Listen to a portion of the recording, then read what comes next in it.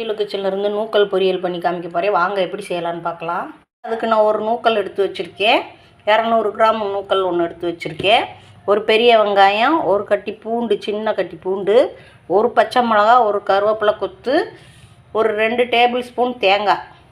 இப்போ நான் அதெல்லாம் நறுக்கி பொடியாக நறுக்கி எடுத்துகிட்டு வந்துடுறேன். நம்ம தாளிப்பை பார்த்துடலாம். பொரியலுக்கு கடாயை வச்சுருக்கேன். அடுப்பில் கடலெண்ணெய் ஊற்றுறேன் நான் 2 ஸ்பூனு பொரியலுக்கு. நல்லா காஞ்சிருச்சு.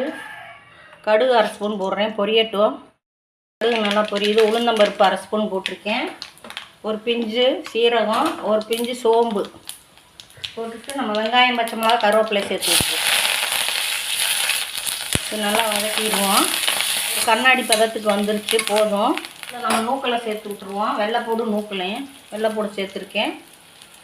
நூக்கலும் சேர்த்துருக்கேன். நல்லா ஒரு வதக்கி விட்டுறலாம்.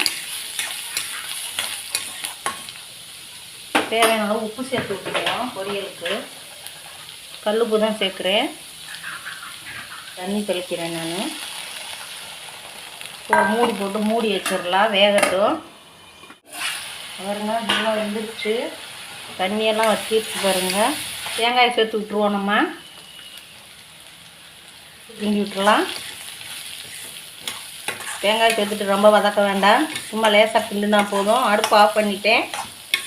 பொரியல் ரெடி ஆயிடுச்சு.